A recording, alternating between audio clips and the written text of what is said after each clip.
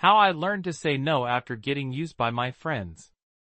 Back in 2009, I was a naive 19-year-old, fresh off my first year of college. I was looking forward to summer plans with both new and old friends.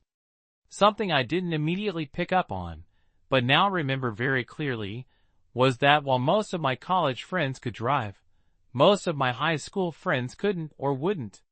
When I met up with college friends, we'd simply meet at a location. If someone needed a ride, it was no big deal. But with my high school friends, I was constantly the one driving around town. I'd get complaints about the order I picked them up in, or be told that I should trade in my reliable sedan for a giant 7-seater SUV. The worst was a girl I had been hanging out with. She was attractive enough to think I wasn't good enough for her, but she still insisted on spending time with me. She would reward me for driving her and her friends around with small displays of affection, enough to keep me hooked. I didn't notice how often she would change our plans on the fly. She'd suggest, "Hey, why don't we pick up the other girls and go to this other show?" Or, "Can you pay for us all?" I kept going along with it, thinking it was all part of having fun with my friends. I'd cancel plans for her, go car shopping with her, and of course, I was the one who'd foot the bill. She always seemed to want something bigger and better than what I could afford. Things finally started to click when it came to my birthday party. How I learned to say no after getting used by my friends. Part 2. I had the same birthday as another guy in our friend group, and we decided to throw a joint party. This was going to be my first real birthday party ever, so I was excited. He set up a Facebook event, invited everyone, and we agreed to have a potluck. People were supposed to bring dishes, like a pack of soda, a bucket of chicken, or someone's famous mac and cheese. I agreed to bring the cake, paper plates, napkins, and cups. I picked up the other birthday boy, and we got to the church basement where we were hosting the event. People started showing up, but no one brought what they were supposed to. They'd come in, drop off a gift for the other guy, and then immediately ask, "Where's the food?" My co-host begged me to run out and get something. "I'll pay you back with my next paycheck, I swear," he promised. So I went out, picked up 2 buckets of chicken, some pizza, and 2 family-sized Chinese entrees. But the complaints started immediately. "You got Pizza Hut? I like Domino's. You should have gotten chicken from this other place." It was clear that nothing would be good enough for them. They even told me I ruined the party.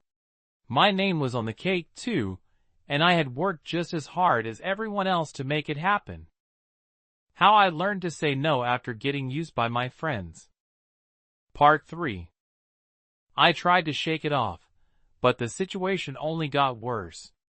Out of the 2 gifts for me, one was from my friend, and the other was from the girl I'd been driving around. The other guy in the group received 37 gifts, while I got just 2. I left the party feeling a mix of depressed and embarrassed, but things only went downhill from there. Later, I was sent screenshots of group chats where everyone was blaming me for ruining the party because I didn't bring the right food. Apparently to them, I wasn't good for anything other than being a free taxi. Feeling frustrated, I confronted the girl about how I was only being used for rides. She denied it, claiming that she liked spending time with me and that I wasn't just a free ride. But soon enough, she made another request. She needed me to take her to the airport for an early flight. I asked her if I was just taking her, and she said yes. She added that her friends were going too, but their parents or boyfriends were dropping them off. I showed up at the agreed-upon time, only to find that she wasn't alone. Out of her door walked 7 girls, all carrying luggage. She stomped up to me, demanding to know why I was driving my sedan and not a larger vehicle. I reminded her that she had told me I was only taking her. She huffed and said, "Plans changed. You need to rent a van right now. Make it fast. You're embarrassing me in front of my friends." How I learned to say no after getting used by my friends. Part 4. That was the moment when something finally clicked.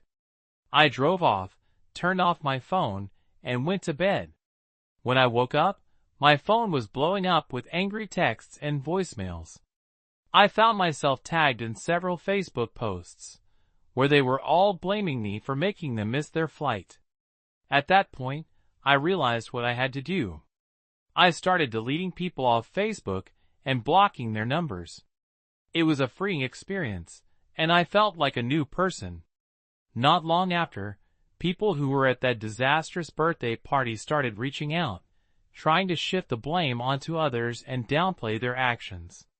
They were all asking for rides or favors.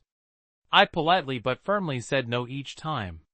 At first, I'd make excuses about work, school, or family.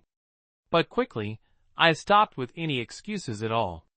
I just said, "No, sorry, can't help." I started losing friends, but it didn't matter anymore. I even deleted my Facebook, and I've never felt more liberated. That was the moment I learned how to say no, and in doing so, I excused myself from an entire group of entitled, using friends who thought nothing I did was ever good enough.